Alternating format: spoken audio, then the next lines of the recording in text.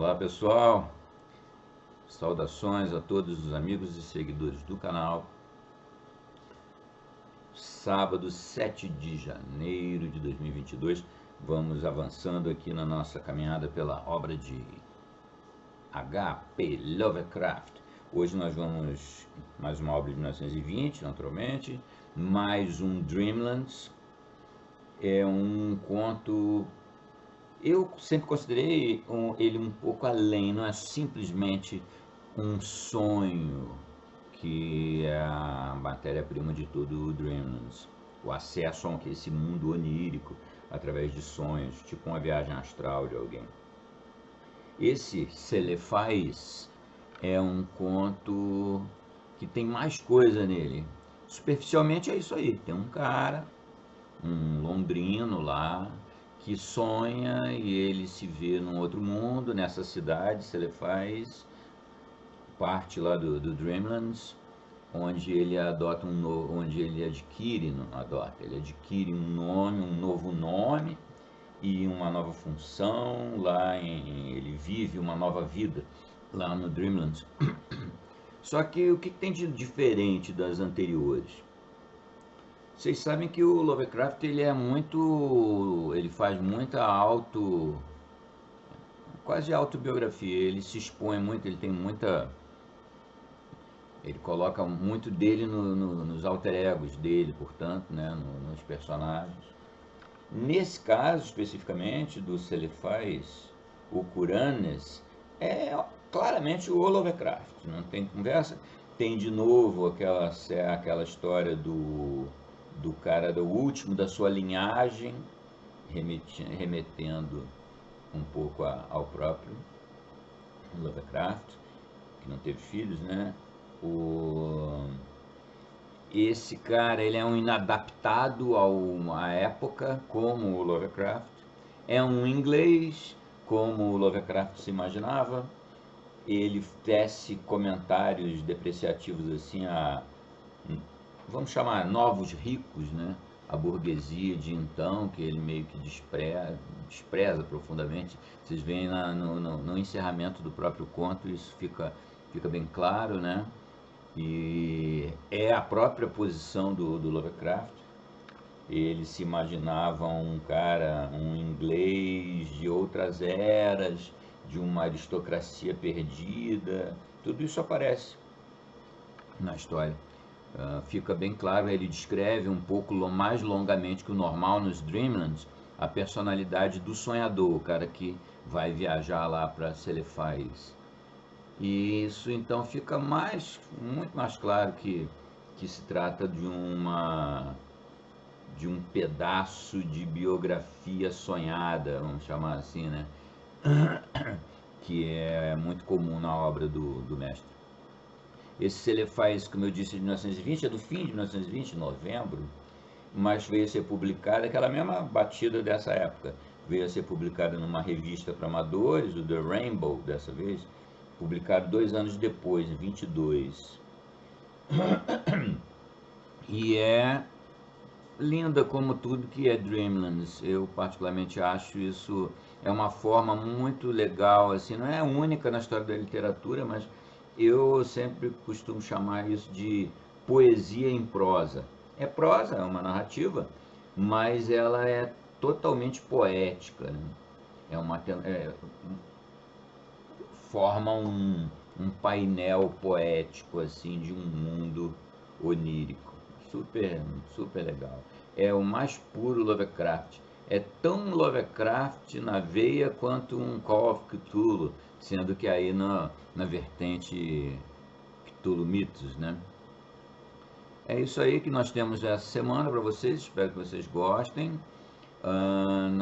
Essa quarta-feira passada nós postamos no nosso interlúdio de terror um conto do meu favorito Chekhov, meio que uma comédiazinha em cima de um tema do horror, o Pacto com o Demônio. Se vocês não viram, deem uma olhada. Eu vou botar aqui o card, né, para facilitar, e boto também alguns cards aqui dos Dreamlands anteriores que mais fizeram sucesso. Um dos que mais fez sucesso foi o Navio Branco, realmente é lindo. E depois vocês deem uma olhada aí, quem quiser tomar uma overdose de Dreamlands nesse final de semana, tá lá. Então, saudações a todos. Vamos então com Celefais.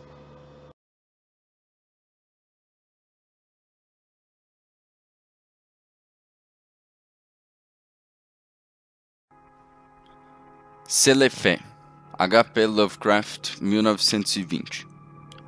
Num sonho, Curanes viu a cidade no vale, e a costa marinha mais adiante, e o pico nevado elevando-se sobre o mar, e as galeras pintadas com cores festivas que saíam do porto em busca de regiões distantes, onde o mar encontra o céu. Foi num sonho também que recebeu o nome de Curanes, pois em vigília era chamado de outra maneira. Talvez fosse natural para ele sonhar com um novo nome, pois ele era o último de sua família, a viver solitário entre os milhões de Londres, de modo que não havia muitos para lhe falar e lembrar quem ele tinha sido. Perdera seu dinheiro e suas terras e não se incomodava com o modo de ser das pessoas à sua volta, preferindo sonhar e escrever sobre seus sonhos. Riam-se aqueles para quem mostrava o que tinha escrito, e então, após algum tempo, passou a guardar consigo seus escritos, até que finalmente parou de escrever. Quanto mais se retirava do mundo ao redor, mais maravilhosos se tornavam seus sonhos, e teria sido fútil tentar descrevê-los no papel. Curanes não era moderno e não pensava como outros que também escreviam. Enquanto estes se esforçavam para despir a vida de suas míticas vestes bordadas e mostrar em nua fealdade a coisa suja que é a realidade, Curanes buscava somente a beleza. Quando a verdade e a experiência falhavam em revelá-la, ele a buscava na fantasia e na ilusão, e a encontrava em sua própria soleira, em meio às memórias nebulosas de histórias e sonhos da infância. Poucas pessoas sabem que maravilhas estão abertas para elas nas histórias e nas visões da juventude, pois enquanto somos crianças ouvimos e sonhamos, formulamos pensamentos incompletos, mas, quando homens, ao tentar rememorá-los, estamos secos e prosaicos, devido ao veneno da vida. Porém, alguns de nós despertarão na noite, em meio a estranhos fantasmas, de colinas encantadas e de jardins, de fontes que murmurejam ao sol, de áureos penhascos que contemplam mares rumorosos, de planícies que se estendem até os limites de cidades adormecidas de bronze e de granito, e da penumbrosa companhia de heróis, que cavalgam brancos corcéis ajaezados na orla de densas florestas. E então conhecemos que olhávamos para trás, através de portões de marfim, para aquele mundo de encantamento que foi nosso antes que nos tornássemos sábios e infelizes. Muito subitamente é que Curanes descobriu seu velho mundo de infância. Tinha estado a sonhar com a casa onde havia nascido, a grande casa de pedra coberta por eras, onde 13 gerações de seus ancestrais tinham vivido e onde ele esperara morrer. Havia luar, e ele se evadira para a flagrante noite de verão, através dos jardins, descendo pelos terraços, para além dos grandes carvalhos do parque e ao longo da comprida estrada branca que conduzia ao vilarejo. O vilarejo parecia muito velho, carcomido nas bordas como uma lua minguante, e Curanes se perguntava se os grandes tetos pontiagudos das casas ocultariam o sono ou a morte. Nas ruas brotavam longas espadas de grama, e os vidros das janelas de cada lado estavam quebrados ou miravam com fixidez. Curanes não se demorou, mas avançou como se convocado em direção a alguma meta. Não se atrevia a desobedecer à convocação, por receio de que pudesse revelar-se uma ilusão, tal como as urgências e aspirações da vida desperta que não conduzem a meta nenhuma. Então foi levado por uma viela que conduzia da aldeia até os despenhadeiros do canal, e chegou ao final das coisas, junto ao precipício e ao abismo onde toda a aldeia e todo o mundo despencavam abruptamente no vazio do infinito, sem ecos, e onde até mesmo o céu à sua frente era vazio e mal iluminado por uma lua embaçada e pelas estrelas bruxuleantes. A fé o impulsionara por cima do precipício e em direção ao golfo, onde ele vogara, para muito além dos sonhos disformes, não sonhados, de esferas baçamente luminosas que podem ter sido sonhos parcialmente sonhados, e de coisas aladas que gargalhavam e pareciam escarnecer dos sonhadores de todos os mundos. Então, uma fenda pareceu abrir-se na escuridão à sua frente, e ele viu a cidade no vale cintilando radiosa bem abaixo, muito abaixo, sobre um fundo de mar e céu e uma montanha cujo pico a neve recobria na proximidade da costa. Curanes despertara no exato momento em que vislumbrou a cidade. No entanto, soube por um rápido olhar que não se tratava de outra, senão de Selefé, no vale de Oth-Nargai, para além das colinas tanarianas onde seu espírito habitara pela eternidade de 1 hora, num certo entardecer de verão há muito passado, quando se esquivara de sua babá e permitira que a brisa morna do mar o embalasse até o sono, enquanto observava as nuvens de uma falésia próxima ao vilarejo. Ele protestara então quando o encontraram, despertaram e levaram para casa, pois no instante em que o chamaram estava prestes a zarpar numa galera dourada para aquelas fascinantes regiões onde o mar encontra o céu. E agora, do mesmo modo, se ressentia de despertar, pois havia encontrado sua cidade fabulosa após 40 anos de exaustão. No entanto, 3 noites depois, Curanes retornou a Selefé. Como antes, sonhou primeiro com o vilarejo, que se achava adormecido ou morto, e com o abismo, pelo qual se deve descer flutuando silenciosamente. Então apareceu de novo o precipício, e ele avistou os minaretes coruscantes da cidade, e viu as galeras graciosas se aproximando para ancorar no cais azul, e viu as copas das árvores ginkgo do Monte Aran estremecendo ao sopro da brisa marinha. Mas desta vez não foi arrebatado, e como uma criatura alada foi depositado gradualmente sobre a encosta coberta de verde, até que seus pés repousaram com suavidade sobre o relvado. Ele retornara finalmente ao vale de Oth-Nargai e à esplêndida cidade de Selefé. Colina abaixo, por entre a grama olorosa e as flores brilhantes, Curanes caminhou, atravessando o borbulhante Anaraxa por uma pequena ponte de madeira, onde gravara seu nome havia muitos anos, e através do bosque murmurante até a grande ponte de pedra junto ao portão da cidade. Tudo estava como antes. Nem as paredes de mármore se descoloriram, nem as estátuas de bronze polido que as encimavam tinham se embaciado.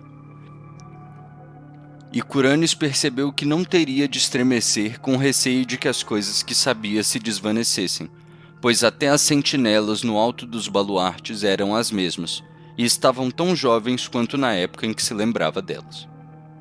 Quando ele entrou na cidade, além dos portões de bronze e sobre o calçamento de ônix, os mercadores e cameleiros o saudaram, como se ele nunca tivesse se ausentado. E o mesmo aconteceu no templo turquesa de Nath-Hortat, onde os sacerdotes coroados de orquídeas lhe disseram que não existe tempo em Oth-Nargai, mas apenas juventude perpétua. Então, Curanes caminhou pela Rua dos Pilares, até a muralha junto ao mar, onde se ajuntavam comerciantes e marujos e homens estranhos provenientes das regiões onde o mar encontra o céu.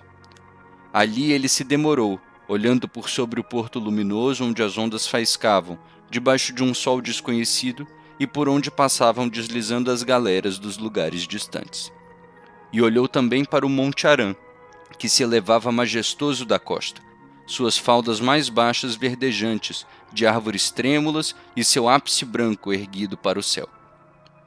Mais do que nunca, Curanes desejou navegar numa galera, até os lugares distantes sobre os quais ouvira contar tantas histórias bizarras, e procurou de novo o capitão que aquecera em conduzi-lo havia tantos anos. Encontrou o homem, Athib, sentado sobre a mesma arca de especiarias sobre a qual se sentara antes, e Athib parecia não notar que tanto tempo se passara. Então, ambos remaram para uma galera no cais, e dando ordens aos remadores, começaram a navegar para o agitado mar serenariano, que conduz ao céu. Por vários dias eles deslizaram sobre a água ondulante, até que finalmente chegaram ao horizonte onde o mar encontra o céu. Aqui a galera não repousou de todo, pois flutuou com facilidade no azul do céu por entre nuvens lanosas que se tingiam de roxo. E, muito para além da quilha, Curanes pôde ver as terras estranhas e os rios e as cidades de inigualável beleza, a estender-se indolentemente ao sol, que nunca parecia esmorecer ou desaparecer. Por fim, Athib lhe disse que sua jornada estava para terminar, e que logo eles entrariam no porto de Seranian, a cidade de mármore rosado em meio às nuvens, que está construída naquela costa etérea, onde o vento oeste flui para o céu. Mas, à medida que as mais altas torres esculpidas da cidade se tornavam visíveis, um som ecoou no espaço, e Curanes despertou em seu sótão londrino. Por muitos meses subsequentes, Curanes buscou em vão a maravilhosa cidade de Selefé, com suas galeras destinadas ao céu. Embora seus sonhos o conduzissem a muitos lugares deslumbrantes e inauditos, ninguém daqueles a quem falou pôde lhe dizer como achar Oth-Nargai, que fica para além das colinas tanarianas. Numa noite, ele saiu voando sobre montanhas escuras, onde brilhavam algumas fogueiras solitárias e vagas, muito distanciadas uma das outras, e onde havia estranhos, felpudos rebanhos, cujos líderes portavam cencerros. E na parte mais selvagem da região montanhosa, tão longínqua que raros homens a teriam visto, ele encontrou uma muralha ou passadiço de pedra antiquíssimo que zigue-zagueava ao longo das cumeadas e dos vales, gigantesco demais para ter sido edificado por mãos humanas e de tamanha extensão que nenhum de seus extremos poderia ser visto.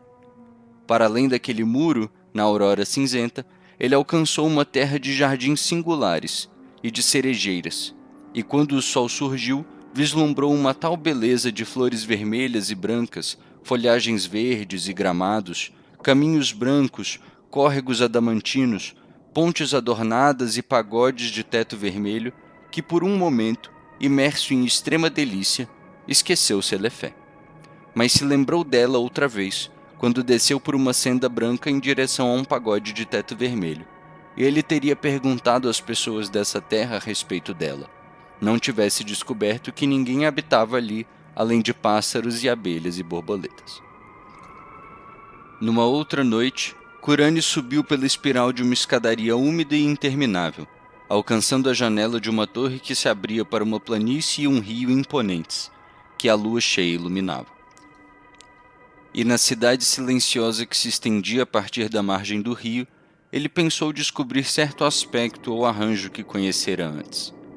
Teria descido e perquirido o caminho até Oth-Nargai, não tivesse uma temível aurora crepitado de algum lugar remoto além do horizonte, exibindo a ruína e a antiguidade da cidade, e a estagnação do rio Juncoso, e a morte que se espraiava sobre aquela terra, como se espraiara desde que o rei Kinaratholis retornara de suas conquistas para se deparar com a vingança dos deuses.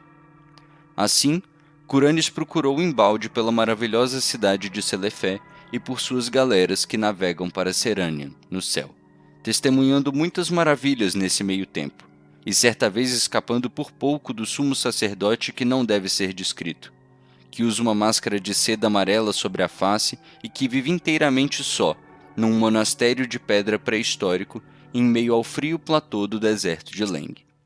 Com o tempo, ele se tornou tão impaciente com os intervalos vazios do dia que começou a comprar drogas, a fim de aumentar os períodos de sono. O haxixe foi de grande valia, e certa vez o enviou a uma parte do espaço onde não existe a forma, mas onde gases fosforescentes estudam os segredos da existência. E um gás de tonalidade violeta asseverou que essa parte do espaço se situava fora daquilo que ele costumava chamar de infinito. O gás nada ouvira acerca de planetas e organismos antes, mas identificou Curanes meramente como alguém que tivesse vindo do infinito onde existe a matéria, a energia e a gravitação. Curanes estava agora aflito por retornar a Selefé que os minaretes guarneciam, e aumentou suas doses de entorpecentes. Entretanto, já lhe minguara o dinheiro, de modo que não podia comprar drogas. Por fim, num verão, viu-se expulso de sua mansarda e vagueou a esmo pelas ruas, atravessando a ponte até um lugar onde as casas pareceram mais e mais esguias. E foi ali que lhe adveio a completude e que o cortejo de cavaleiros provenientes de Selefé acorreu ao seu encontro, para escoltá-lo por lá para sempre. Eram garbosos os cavaleiros, montados em cavalos ruões e a envergar armaduras polidas, com tabardos de fios de ouro elegantemente entretecidos. Tão numerosos pareciam que Curanes quase os confundiu com um exército, mas tinham sido enviados em honra dele, desde que fora ele quem criara Oth-Nargai em seus sonhos, razão pela qual seria para sempre aclamado como seu deus principal. Cederam, pois, a Curanes um cavalo e o postaram à cabeça do grupo. E todos cavalgaram altivamente pelas terras baixas de Surrey e mais além, em direção às regiões onde Curanes e seus ancestrais haviam nascido. Foi estranho, mas enquanto os cavaleiros avançavam, tinha-se a impressão de que retornavam no tempo, pois quando quer que cruzassem algum vilarejo ao crepúsculo, viam somente casas e aldeões, como aqueles que Chaucer e outros homens antes dele teriam visto. E às vezes avistavam cavaleiros montados, seguidos por pequenos grupos de escudeiros.